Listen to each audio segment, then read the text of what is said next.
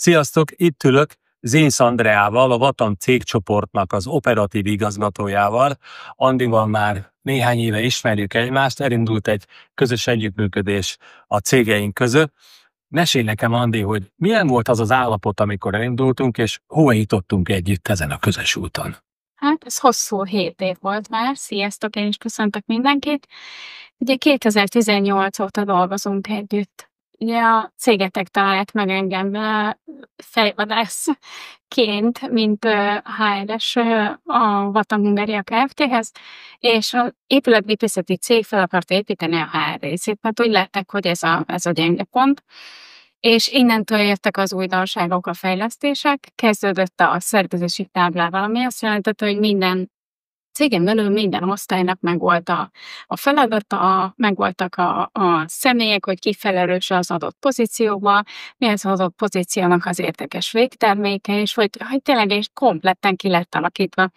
Ezt követően nem voltak munkaköri leírások, csak egy ilyen sablon leírás, egy oldalas leírás, de hát az nem tartalmazta, hogy igazából miért is felel az ember, és konkrétan minden pozícióra meg kellett írni a leírásokat, munkaköri leírásokat, végigvenni a folyamatokat, folyamatábrát kidolgozni, tényleg onnantól kezdve, hogy a cégbe bekerül egy lead, és onnantól kezdve hogy jutunk el a végéig, hogy komplexen a struktúráját kellett felépíteni, és ez hatalmas dolog.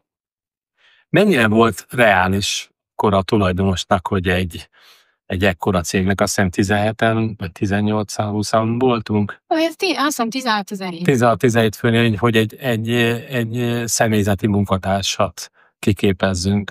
Abszolút nem volt reális, egyáltalán nem. Akkor még a menedzsment csapat talán ilyen 6-7 fővel dolgozott, és elképzelhetetlen volt, hogy minek is kell egy ekkora létszámhoz HR-es, miért kell egy ilyen pozíciót egyáltalán létrehozni, de az idő múlásával ez beigazolta, hogy szükséges volt. Abszolút. Nagyon jó. Utána volt az, hogy pénzügyi rendszert raktunk be, ugye? Igen, utána jött a pénzügyi rendszer, hogy az is át lesz struktúrába. Abszolút. Elkezdtünk számokkal dolgozni, elkezdtünk eredményeket nézni, tényleg miért is dolgozunk valójában, hogy néztünk munkákra vonatkozóan statisztikákat, külön bontuk, hogy mennyibe kerül nekünk az ember, mennyibe kerül az anyag, hogy annyira célorientáltan mentünk előre, hogy tényleg nagyon sok célkitűzésünk volt. És legutóbb, mikor találkoztunk, akkor mondtátok nekem, hogy viszont most már eljutottatok odáig, hogy vannak a cégben tartalékok is.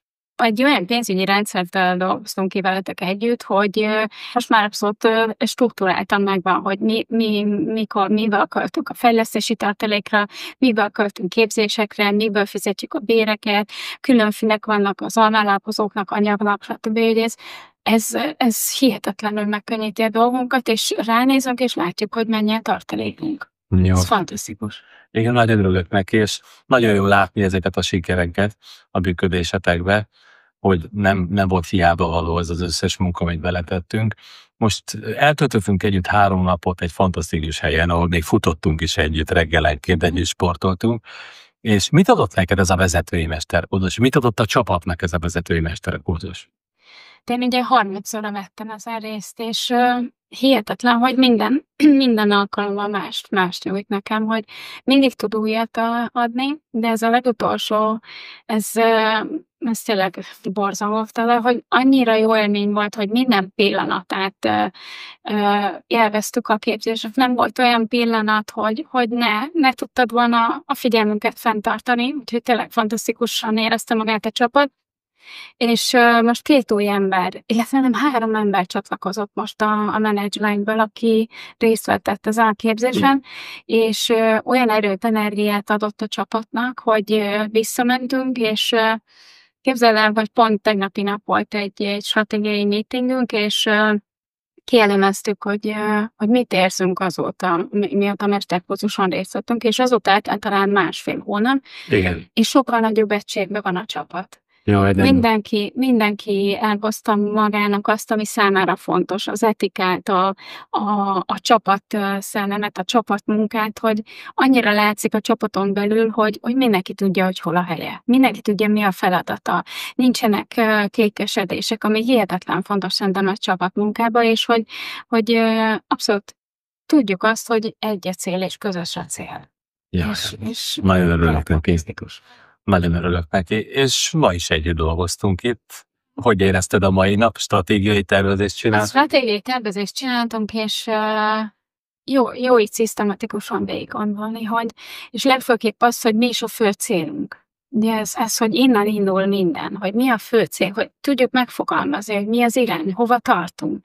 És ezzel elrendelni mindent, az irányelveket, hogy ez is egy nagyon fontos dolog az életünkben, a cég életében, hogy irányelvek vannak, hogy mi alapján dolgozunk, mi alapján működünk.